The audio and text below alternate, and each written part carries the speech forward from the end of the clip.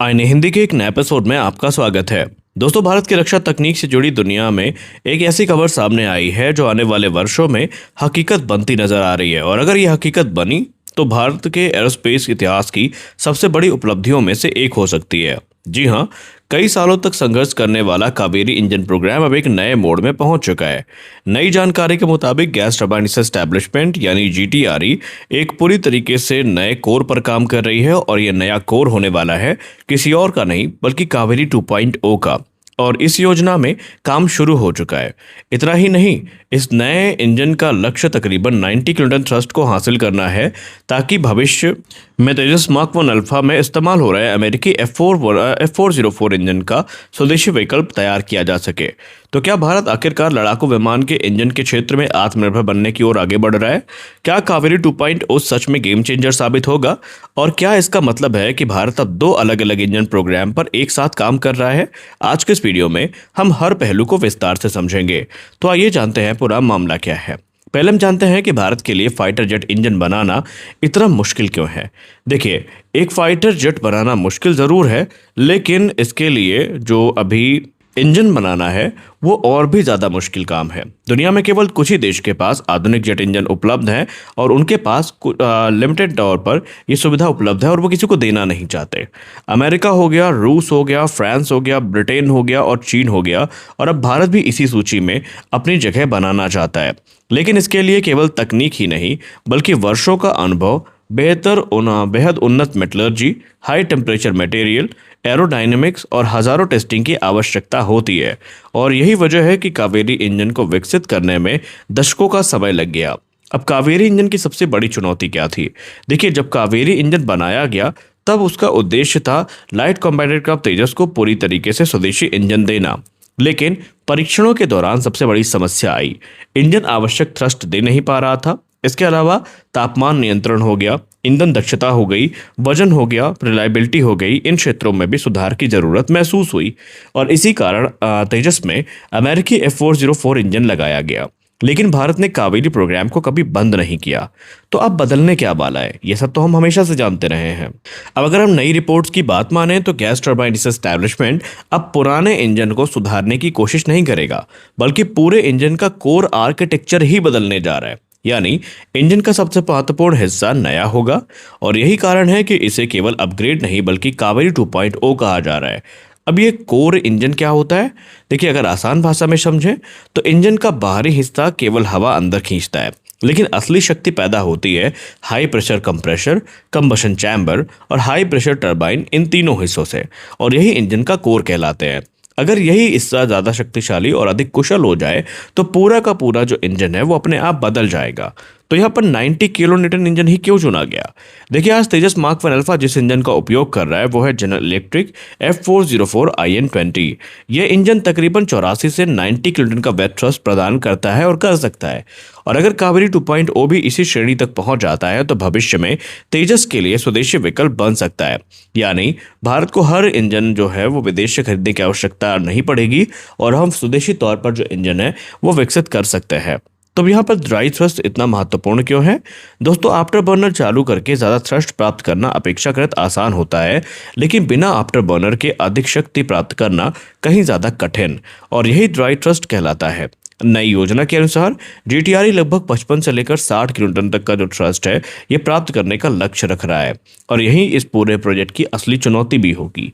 अब high pressure compressor में क्या बदलाव होंगे? रिपोर्ट्स बताती हैं कि गैस टरबाइन एस्टैब्लिशमेंट अब हाई प्रेशर कंप्रेशर को पूरी तरीके से डिजाइन करेगा और ये पूरी नई तरीके से डिजाइन होने वाले हैं।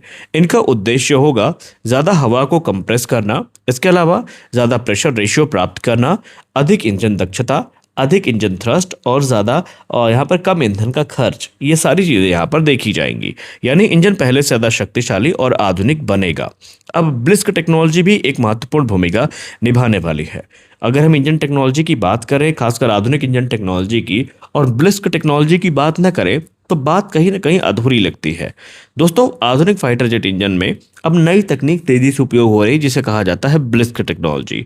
इसमें कंप्रेशर ब्लेड और डिस्क को अलग अलग जोड़ने की बजाय एक ही हिस्से के रूप में तैयार किया जाता है। इसके फायदे ये हैं कि वजन काफी कम होता है, मजबूती ज्यादा होती है, वाइब्रेशन कम होती है, एयर लीकेज भी कम होती है, दक्षता काफी बेहतर होती है और इनका रख रखाव काफी आसान हो जाता है। और यही कारण है कि गैस टरबाइन से एस्टैब्लिशमेंट भी इस दिशा में लगातार आगे बढ़ रही है। अब 2030 का दशक यहाँ पर महत्वपूर्ण क्यों है? काफी बड़ा सवाल है ये। देखिए, आखिरकार 2030 का दशक ही क्यों? क्योंकि आज जो F404 इंजन तेजस मार्क 1 अल्फा में लगाए जा रहे हैं, वे आने वाले वर्षों में मिड लाइफ रिप्लेसमेंट के चरण में पहुंचेंगे। और यदि ऐसे समय पर कावेरी 2.0 तैयार हो जाता है तो फिर भारत जो है विदेशी इंजन के बजाय अपना इंजन इस्तेमाल कर सकता है। इससे विदेशी निर्भरता कम होगी, रख रखाव आसान होगा, स्पेयर पार्ट्स भारत में बनेंगे, युद्ध काल में सप्लाई बाधित होने का खतरा घटेगा और लंबी अवधि की लागत भी कम हो सकती है। तो क्या इन सब चीज़ों का अब हमारे एमका प्रोग्राम से भी कोई संबंध है? क्योंकि जाहिर सी बात है, अगर जीटीआर इतने बड़े प्लान के साथ सामने आई है तो किसी ना किसी चीज़ ने तो इनको इंस्पायर किया होगा। तो यहाँ पर आइए ये भी जान लेते हैं। यहाँ पर एक महत्वपूर्ण बात समझनी ये जरूरी है। कई लोग सोचते हैं कि यही इंजन एमका में लगाया जाएगा, लेकिन ऐसा नहीं है। एमका के लिए भारत एक अलग इंजन विकसित कर रहा है जिसका नाम है advance high thrust class engine, जिसको हम AHTCE के नाम से जानते हैं। इसका लक्ष्य होगा कि भविष्य में 120 न्यूटन थ्रस्ट हासिल करना और भविष्य में इसे 140 न्यूटन तक बढ़ाने की संभावना भी रखी गई है। सैफरान की भूमिका की बात करें तो इस बड़े इंजन प्रोग्राम में भारत फ्रांस की कंपनी सैफरान के साथ सहयोग कर रहा है और उनके सहयोग की अपेक्षा कर रहा है। और इस सहयोग का उद्देश्य केवल इंजन खरीदना नहीं है, बल्कि आधुनिक इंजन तकनीक, इंजन अनुभव और विकास क्षमता को मजबूत करना है। अगर ये सहयोग सफल रहता है तो फिर भारत भविष्य में और अधिक उन्नत स्वदेशी इंजन विकसित करने की स्थिति में होगा।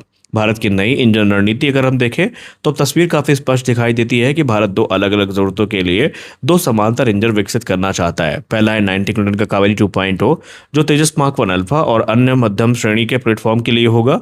दूसरा होगा 120 न्यूटन का AHTCE जो कि एमका और भविष्य के 5वीं पीढ़ी के लड़ाकू विमानों के लिए विकसित किया जा रहा है। यानी वर्तमान जरूरतों के लिए और भविष्य की जरूरतों के लिए दो अलग अलग इंजन विकसित किए जाएंगे।